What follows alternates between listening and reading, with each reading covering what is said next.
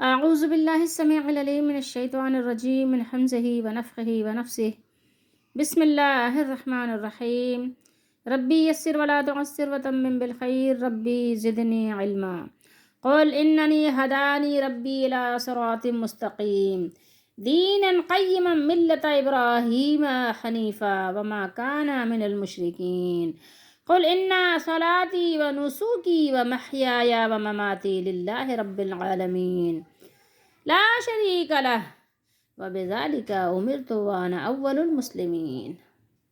یہ 3 آیات مبارکہ ہیں سورہ انعام کی، 8واں سپارہ ہے، ترجمہ تفسیر ابن کثیر سے ہے۔ آیت نمبر 161 سے 163 ہے۔ اے نبی کہہ دیجئے بے شک مجھے میرے رب نے سیدھے راستے کی طرف ہدایت دی ہے۔ کہاں ہدایت دی ہے؟ دین قیما، ٹھیک ہے، ہدایت دی ہے ہدانی ربی الی صراط مستقیم، دین قیما، یہ قیم دین ہے، ٹھیک ہے، صحیح اعلی اقدار کے حامل دین کی، ٹھیک ہے، ایک رب کے پرستار، ایک رب کے عبادت گزار، ابراہیم کے طریقے کی۔ طریقہ کس کا؟ ابراہیم علیہ السلام کا، اور وہ مشرکوں میں سے نہیں تھے ابراہیم علیہ السلام۔ وما کان من المشرکین، وہ ہمیں کس ملت پہ بھیجا گیا ہے؟ ملت ابراہیم حنیفا وما کان من المشرکین۔ قل، آپ فرما دیجئے، انا، بے شک، صلاتی، میری نماز، کس کی؟ میری اپنی نماز، کسی اور کی نہیں۔ کہہ دیجئے بے شک میری نماز، وہ نسکی، اور قربانی، نسک ہر طرح کی قربانی شامل ہے، صرف گائے بکرے کی نہیں۔ میری قربانی، میری زندگی اور میری موت، سب کچھ اللہ رب العالمین ہی کے لیے ہے، ٹھیک ہے، کس کے لیے ہے؟ اللہ رب تعالیٰ کے لیے، ٹھیک ہے، جو عالمین کا رب ہے، اس کا کوئی شریک نہیں، لا شریک لہ، اس کا کوئی شریک نہیں، اور مجھے اسی کا حکم دیا گیا ہے۔ کس کا؟ توحید کا، ایک اللہ کی عبادت کا، یہی حکم دیا گیا ہے، یہی ہمارے نبی آخر الزماں صلی اللہ علیہ وسلم کا، اور یہی ہم سب کا یہی ایک ہی مسلک، ایک ہی مذہب ہے، ایک اللہ کی عبادت کرو بس۔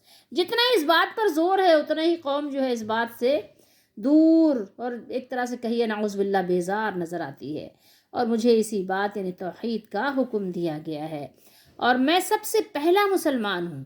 سب سے پہلا مسلمان کیا مطلب؟ اس کا مطلب ابھی سمجھ میں آ جائے گا انشاءاللہ۔ میں سب سے، وانا اول المسلمین، وانا اول المسلمین، سب سے پہلا مسلمان، سب سے پہلے فرما برداری کرنے والا، سب سے پہلے بات ماننے والا، سب سے پہلے اپنے رب کو راضی کرنے والا میں ہوں۔ قرآن مجید کی تلاوت کے آداب میں سے یہ بھی ہے کہ جب تلاوت کریں اور ہدایت کی آیات پڑھیں تو اپنے لیے ہدایت مانگیں، ڈرنے کی آیات پڑھیں تو ڈریں، خوف کریں، اور اگر مانگنے کی آیات پڑھیں تو مانگیں اللہ سے۔ یہاں اللہ تعالیٰ نے ہدایت کی بات کی ہے تو ہمیں بھی اپنے لیے یہاں پر ہدایت مانگنی چاہیے۔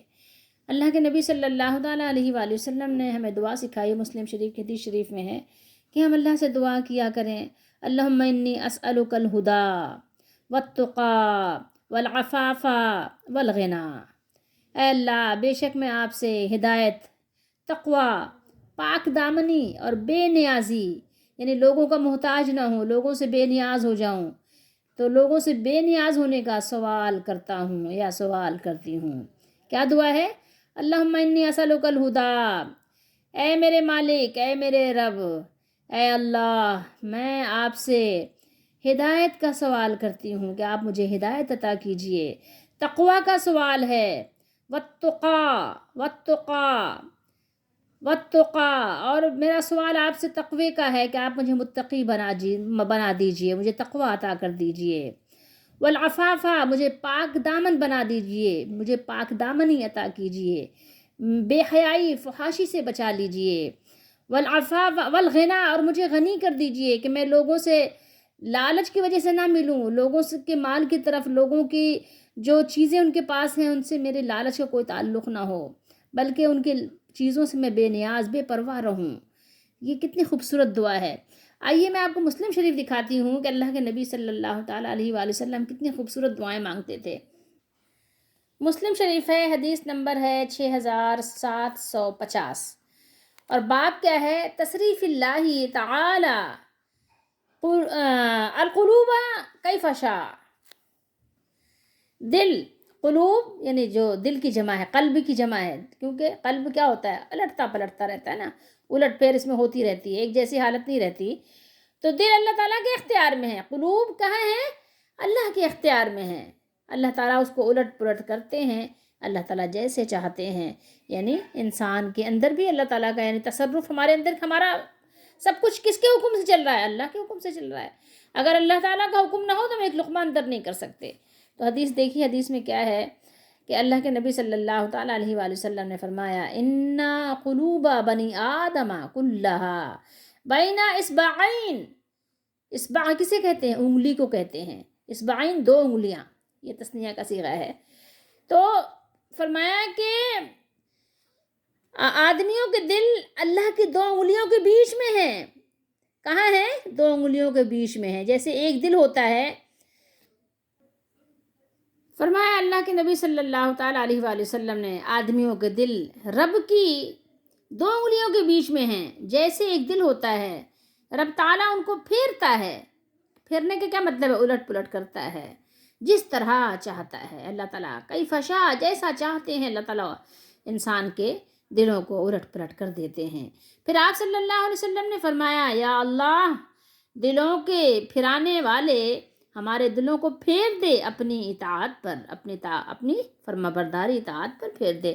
دعا کیا ہے دیکھیے، اللہم مصرف القلوب صرف قلوبنا علی طاعتک، یہ دعا پڑھا کریں، اس دعا کو خوب پڑھا کریں، کثرت سے پڑھا کریں۔ اللہم مصرف القلوب، اور ایک جگہ ہے اللہم یا مصرف القلوب، یا مصرف القلوب صرف قلوبنا علی طاعتک، دیکھ کر یاد کر لیجئے۔ اللہ تعالیٰ ہم سب کو یہ دعائیں مانگنے کی توفیق دے۔ یا مقلب القلوب، اے دلوں کو پلٹنے والے، یا مقلب القلوب ثبت قلوبنا علی دینک، ہمیں کیا کر؟ ثابت رکھ اپنے دین پر، ہمارے دل کو ثابت قدمی عطا فرما، کس پر؟ دین پر، دین اسلام پر۔ تو بہرحال بہت دعائیں مانگا کریں۔ تو یہاں پر دعا مانگ لیجئے کہ اے اللہ، اللہم انی اسألک الہدی والتقی والعفاف والغنی، اور بھی بہت ساری دعائیں مانگیں آپ، جو آپ کا دل چاہے آپ مانگیں، مانگتے رہیں اپنے رب سے، مانگنا بھی چاہیے، ہر وقت مانگیں۔ لیکن یہاں پر مزید تھوڑی سی ہم اس کی وضاحت پڑھیں گے۔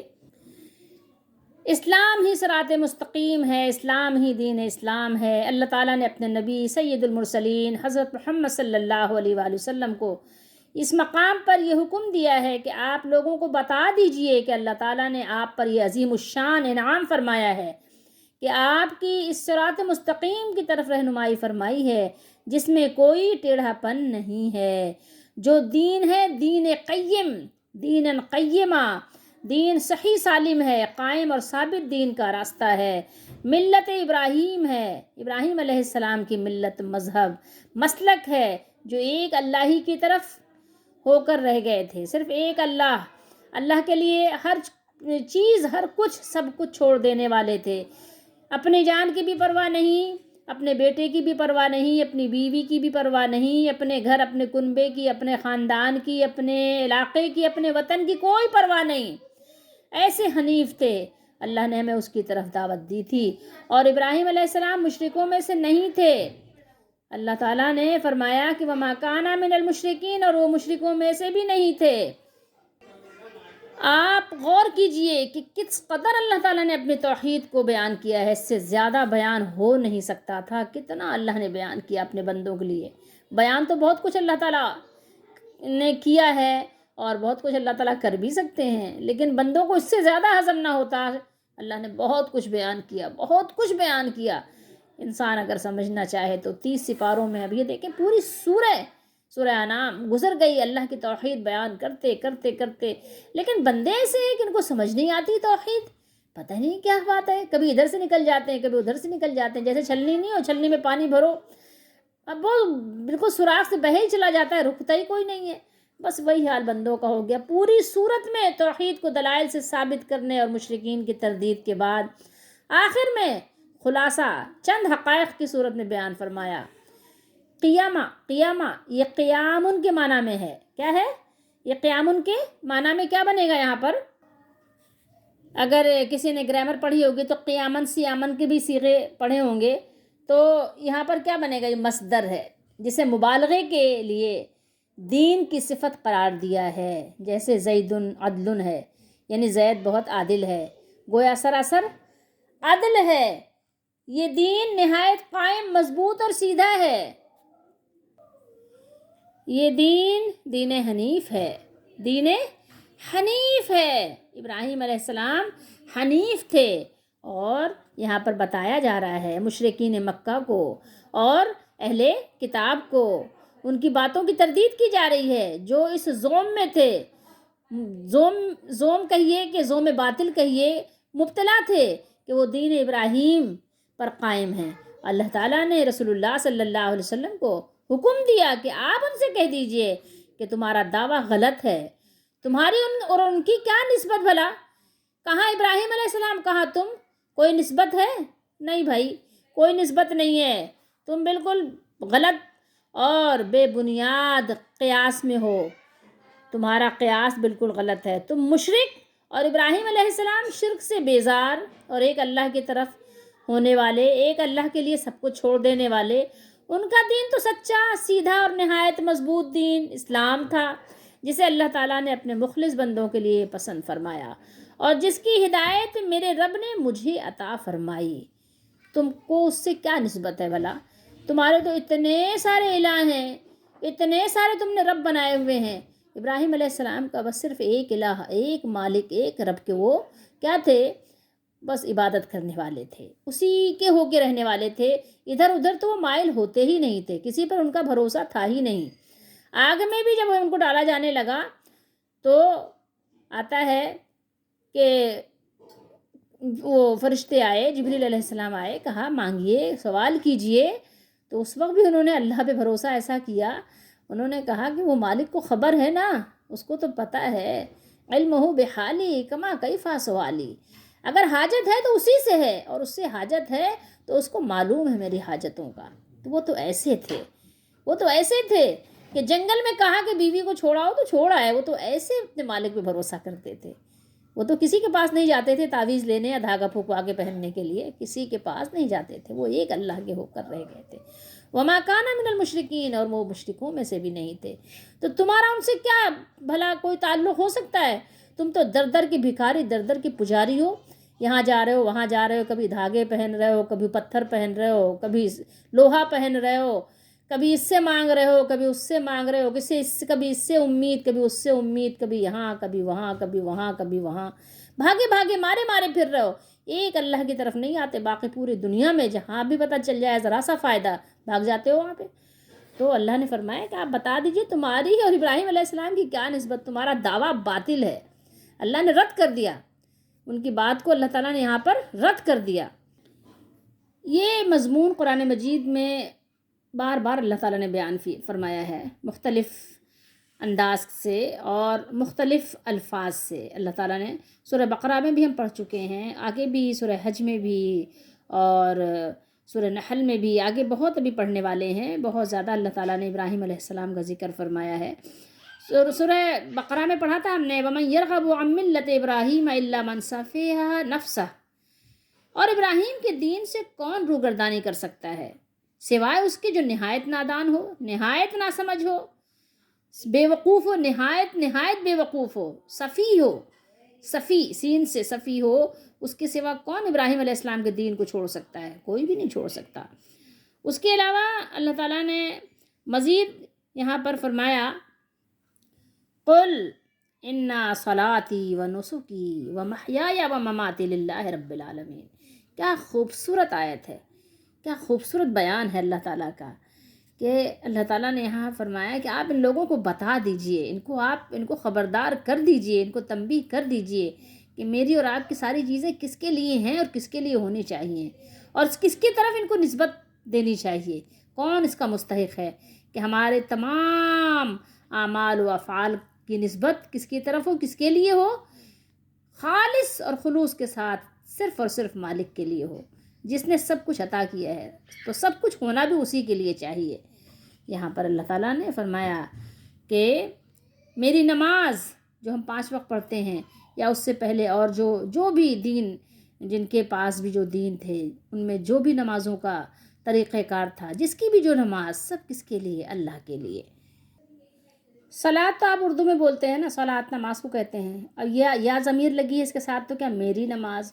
نسک عبادت کو کہتے ہیں، قربانی کو بھی کہتے ہیں، یعنی ہر طرح کی جو عبادت اور قربانی ہے ہماری، عبادت کرنے میں جو بھی ہم نے قربانیاں پیش کی ہیں، وضو کرنے کی مشقت ہو یا حج پر جانے کی مشقت ہو، کوئی بھی کسی قسم کی جو مشقت اور یعنی ایثار یا قربانی ہم کرتے ہیں یا کوئی تکلیف برداشت کرتے ہیں، صبر کرتے ہیں کسی بھی قسم کی، تو وہ کیا ہے؟ وہ ہماری قربانی کس کے لیے ہے؟ اللہ کے لیے ہے۔ اسی طریقے سے ہم نے سورہ بقرہ میں، اگر آپ کو یاد ہو، پڑھا تھا 128 پر کہ اللہ نے ابراہیم علیہ السلام کی ہی دعا نقل کی تھی، کیا؟ وَأَرِنَا مَنَاسِكَنَا، وَأَرِنَا مَنَاسِكَنَا، اور ہمیں ہماری عبادت کے طریقے سکھا دیجئے۔ ہمیں کیا پتہ کہ ہمیں اپنے مالک کی عبادت کیسے کرنی ہے؟ ہمیں کون سکھائے گا؟ جس نے ہمیں پیدا کیا وہی سکھائے گا، اور اس نے ہم پر مہربانی کی کہ ظاہر اس نے ہمیں سکھایا، کتاب بھیجی اپنے نبی کے ذریعے سے، انبیاء کے ذریعے سے، اور خاتم الانبیاء کے ذریعے سے ہمیں سکھایا کہ اللہ کی عبادت کیسے کریں اور کیسے کرنی چاہیے، کیسی عبادت اس کو مقبول ہے، تو بتا دیا۔ وَأَرِنَا مَنَاسِكَنَا، مناسک نسک کی جمع ہے، ٹھیک ہے؟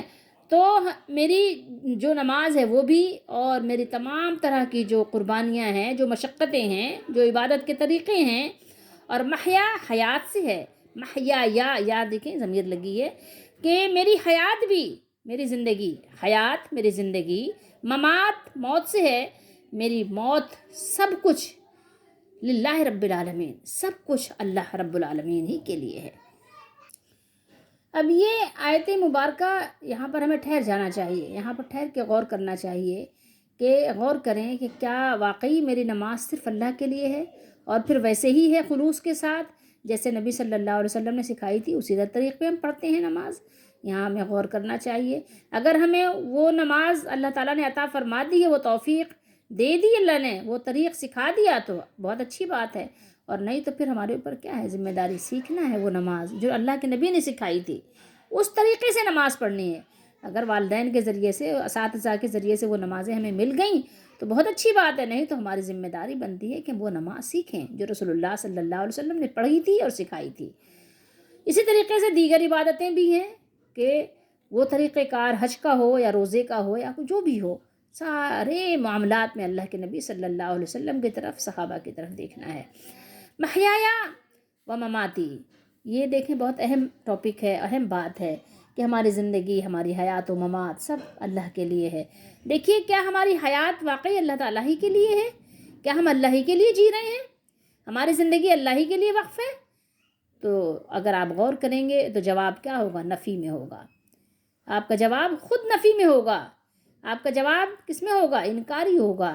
آپ کی زندگی تو ہے ہی نہیں اللہ کے لیے، آپ تو اپنے لیے جی رہے ہیں، آپ تو جی رہے ہیں کھانے پینے کے لیے، آپ تو جی رہے ہیں عیاشی کے لیے، آپ تو جی رہے ہیں گھومنے پھرنے کے لیے، آپ تو جی رہے ہیں دنیا دیکھنے کے لیے، آپ تو جی رہے ہیں پہننے اوڑھنے کے لیے، آپ تو جی رہے ہیں شاپنگ کرنے کے لیے، آپ تو جی رہے ہیں اپنی مرضی کے لیے، آپ تو اپنی مرضی کے لیے جی رہے ہیں۔ اگر اپنی زندگی سے اکتا جائیں تو خودکشی کر لیتے ہیں۔ آپ کو زندگی کے مزے چاہیے، آپ کی زندگی میں آپ کے رب کا راضی کرنا، آپ کے رب سے آپ کا تعلق ہونا نظر نہیں آتا۔ اگر نظر نہیں آتا تو آپ نے غور کرنا ہے کہ پھر آپ کا بنے گا کیا مرنے کے بعد، کیونکہ زندگی تو ختم ہو جانی ہے۔ اسی طریقے سے موت بھی دیکھیے کہ کیا جب ہم مرتے ہیں اور مر جاتے ہیں تو کیا ہماری موت اسی طریقے سے ہے، اسی طور پہ مرتے ہیں جیسے مرنا چاہیے، یعنی مسلمان ہو کر مرنا، ایمان پر مرنے کی فکر کرنا کہ ایمان پر مریں، اور مرنے کے بعد جو رسم و رواج اور جو رسوم ہے ہماری، وہ بھی اللہ تعالیٰ کے بتائے ہوئے طریق پر ہونا۔ ایسے تو نہیں کہ مرنے کے بعد پھر بے شمار بے ڈھنگے اور پھر رسم و رواج کے ایک دروازے کھل جائیں، پھر ایک بدعات، ایک خرافات اسٹارٹ ہو جائے، مرنے کے بعد بھی وہ رسوم و رواج ہوں ہی نہیں جو کہ اللہ کے نبی صلی اللہ علیہ وسلم کے طریقے تھے، بلکہ کیا ہوں یہ ہمارے قبیلوں کے، ہمارے جو ماحول کے، ہمارے ارد گرد کے حالات ہم پر اتنے چھا جائیں تو غور کرنے کی بات ہے نا۔ آپ غور کریں کہ آج جو لوگ کہتے ہیں کہ مسلمان ہیں، نہ ان کی زندگی اللہ کے لیے، نہ ان کی موت اللہ تعالیٰ کے لیے ہے، سب کچھ ان کی اپنی مرضی پہ چل رہا ہے، کہنے کو کہہ دیتے ہیں رسمی طور پر اللہ اللہ۔ اللہ تعالیٰ ہم سب کو سمجھنے کی توفیق دے۔ بہرحال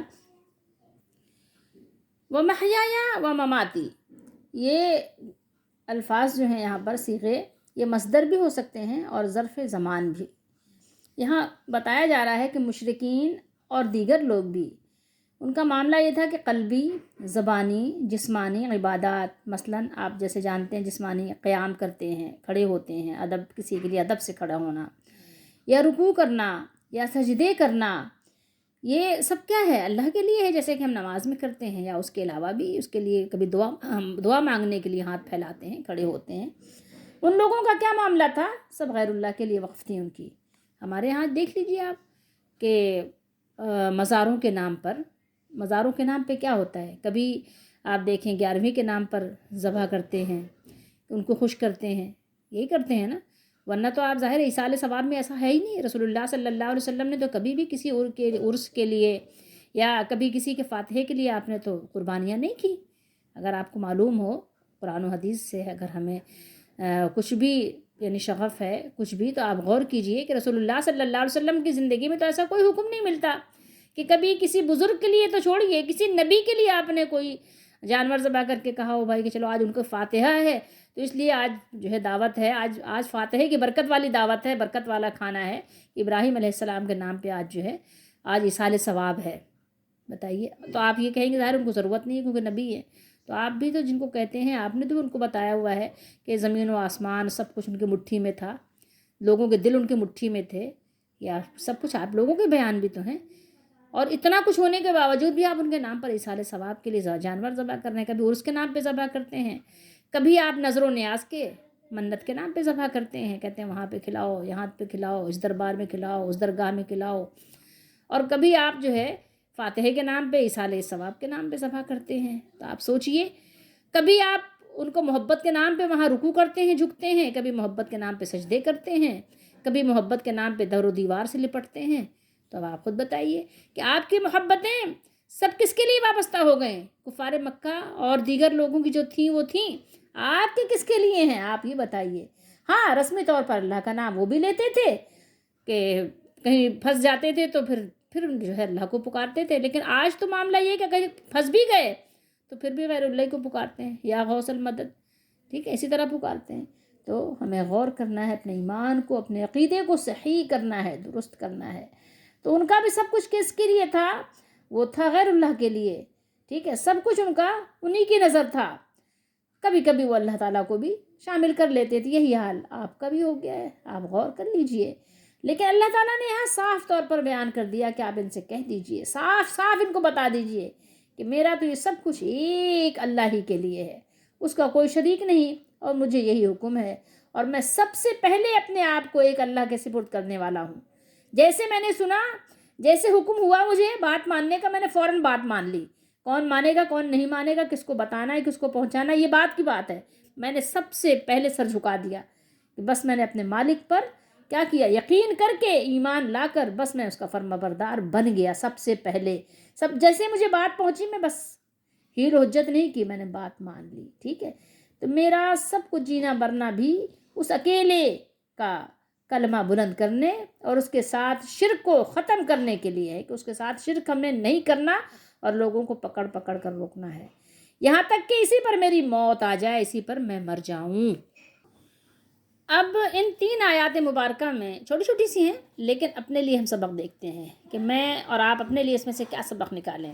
سب سے پہلے تو یہ کہ دعا کریں اللہ تعالیٰ سے کہ اللہ تعالیٰ آپ سب کو ہدایت دے اور صراط مستقیم پر استقامت بھی دے اور دین قیم پر قیام اور دوام عطا فرمائے، ابراہیم علیہ السلام اور محمد رسول اللہ صلی اللہ علیہ وسلم کی ملت پر چلنے کی توفیق دے۔ تو اپنے لیے دعا بھی کریں۔ اب سبق نکالیں یہاں سے، دیکھیے یہاں پر تو اللہ نے اپنے نبی سے فرمایا کہ اے عرب کے بت پرستو، تم چاہو کسی کو اپنا معبود بناؤ، کسی کو اپنا الہ بناؤ، کسی سے اپنی تم وابستگیاں وابستہ رکھو، اللہ کی زمین میں جتنے چاہو فتنے و فساد کی آگ بھڑکاؤ اور فسق و فجور کا بازار گرم کرو، میرا تم سے کوئی سروکار نہیں، میں تو ثابت قدمی سے توحید اور پاک بازی کی اسی راہ پر گامزن رہوں گا، اسی راہ پر چمٹا رہوں گا جو مجھے میرے مالک نے دکھا دی ہے۔ تو میرے اور آپ کے لیے بھی یہی سبق ہے کہ ہم کوئی کچھ بھی کہے لیکن مجھے اور آپ کو قرآن و سنت سے چمٹ جانا ہے صحابہ کے فہم کے مطابق۔ اور یہ دیکھو کوئی نئی راہ نہیں ہے، نئی بات نہیں ہے، بلکہ یہ اسی موحد اعظم خلیل علیہ السلام کی راہ ہے جس کی اولاد ہونے پر کفار مکہ فخر کرتے تھے، لیکن طریقہ چھوڑ دیا تو کیا ہو گیا؟ راندہ درگاہ ہو گئے، دھتکار دیے گئے۔ ٹھیک ہے، جس کے بنائے ہوئے کعبے کی خدمت گزاری ان کے لیے کیا تھی؟ بہت عظمت کا باعث تھی۔ ان کی ساری عظمتیں کس سے وابستہ تھیں؟ وہی خانہ کعبہ کی وجہ سے تھی نا، کہ وہ عظیم ہو گئے تھے، لوگ ان کی عزت کرتے تھے۔ لیکن جس نے یہ گھر بنایا تھا، جس کے ذریعے سے اللہ تعالیٰ نے جب اس کے طریقے کو چھوڑ دیا تو کیا ہو گیا؟ تو دیکھو تمہارے کام یہ نسبتیں اس وقت آئیں گی جب اس طریق کو اختیار کرو گے۔ تو اس میں میرے لیے اور آپ کے لیے سبق ہے کہ صرف کسی بڑے آدمی سے نسبت کر لینا کافی نہیں ہے جب تک کہ آپ نے اس کے طریقے کو نہیں اختیار کیا۔ یاد رکھیے ابراہیم علیہ السلام شرک سے بیزار تھے، توحید کے پرستار تھے، ٹھیک ہے، اللہ کی عبادت گزار تھے وہ۔ تو میں اور آپ، ہمیں بھی یہ حکم دیا گیا کہ توحید کو اختیار کریں، توحید کو کسی صورت میں نہ چھوڑیں اور شرک سے بیزار رہیں، شرک سے بیزاری اختیار کریں۔ ٹھیک ہے، تو آپ یہاں غور کیجئے میرے اور آپ کے لیے سبق کیا ہے۔ حقیقت بات یہ ہے کہ اسلام کا حاصل اور توحید کا سب سے اونچا مرتبہ یہ ہے کہ جہاں انسان کھڑا ہو کر یہ اعلان کرتا ہو کہ میری سجدہ ریزیوں کا مقصد، میرے زندگی کا مقصد تیرے دین کی سرفرازی، میں اسی لیے مسلمان اور میں اسی لیے نمازی، اور میری ہر طرح کی نیاز مندیوں اور عبادتوں کا مدعا صرف اللہ تعالیٰ ہے، میری زندگی اور میری موت صرف اسی کی رضا جوئی کے لیے ہے، میں صرف جی بھی اسی لیے رہا ہوں، میرا جینا کس لیے ہے؟ میں تو جیتا ہوں کہ دنیا میں تیرا نام رہے۔ کیا یہ ممکن ہے کہ ساقی نہ رہے، جام رہے؟ میرا تو جینا اسی لیے ہے کہ میرے مالک کا نام باقی رہے میرے ذریعے سے بھی، اور نہ تو اس کے بندے جس کو چاہے گا اس کے لیے منتخب کر لے گا۔ تو مجھے اور آپ کو یہ سبق اس میں سے نکالنا ہے اپنے لیے، ٹھیک ہے، کہ میری اور آپ کی رضا جوئی اور میری اور آپ کی زندگی کا سب کچھ مقصد اور حاصل اور حصول اللہ تعالیٰ کا اور اس کے حکم کا پابند ہو جانا ہے، ٹھیک ہے، اس کے ہر حکم کے سامنے سر افگندہ ہوں میں، اور اس کے ہر فیصلے پر راضی ہوں، اس کا کوئی شریک نہیں، نہ اس کی ذات میں اور نہ اس کی صفات میں۔ اور اللہ کے رسول صلی اللہ علیہ وآلہ وسلم سب سے پہلے اپنی قوم میں سب سے پہلے مسلمان ہوتے ہیں، سب سے پہلے فرما بردار وہ ہوتے ہیں۔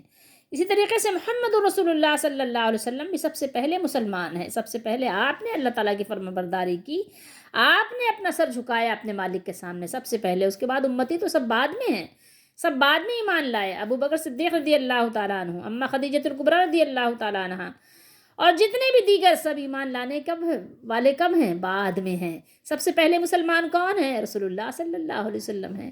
اسی طریقے سے موسیٰ علیہ السلام اپنی قوم میں سب سے پہلے مسلمان ہیں، سب سے پہلے فرما بردار، سب سے پہلے اطاعت گزار، سب سے پہلے عبادت گزار، سب سے پہلے اللہ کی عبادت کے پرستار، سب سے پہلے اللہ تعالیٰ کی فرما بردار، یہ لوگ ہیں۔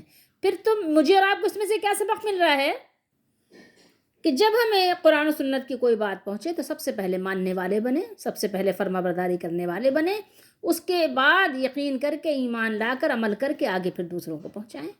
وَأَنَا أَوَّلُ الْمُسْلِمِينَ، یہ سیرے جو ہیں یہ اور نبیوں نے بھی استعمال کیے ہیں، موسیٰ علیہ السلام نے بھی استعمال کیا ہے۔ اللہ تعالی ہم سب کو صحیح طریقے سے سنت کے مطابق قرآن کو سمجھنے کی توفیق عطا فرمائے۔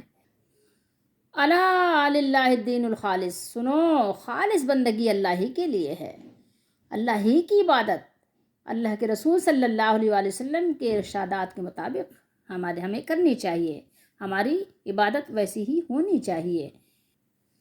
وَاعْبُدُوا اللَّهَ وَلَا تُشْرِكُوا بِهِ شَيْئًا، اور تم اللہ کی عبادت کرو اور اس کے ساتھ کسی کو شریک نہ ٹھہراؤ۔ توحید، اسماء، صفات، اس کا مطلب کیا ہے؟ اس پر اعتقاد رکھنا کیا ہے کہ اللہ کے سب سے اچھے نام اسماء حسنہ اور سب سے بلند صفات ہیں، اس کے سوا اور کسی کے نہیں ہیں، اور تمام صفات کمال کا مالک اور تمام صفات نقص سے مکمل طور پر وہ پاک ہے۔ یہ صرف ساری خصوصیت کس کے ہے؟ اسی مالک کی ہے، اس کے سوا اور کسی کو نصیب نہیں ہے، تو ہمیں اس پر ایمان رکھنا ہے۔ یہ ہمارے لیے اس میں بہت سارے سبق ہیں۔ اللہ تعالی ہم سب کو اپنے سبق پر پختہ طریقے سے کاربند رہنے کی توفیق دے اور ہماری دستگیری فرمائے، ہماری مدد فرمائے۔ اللہ تعالی ہم سب کی رہنمائی فرمائے۔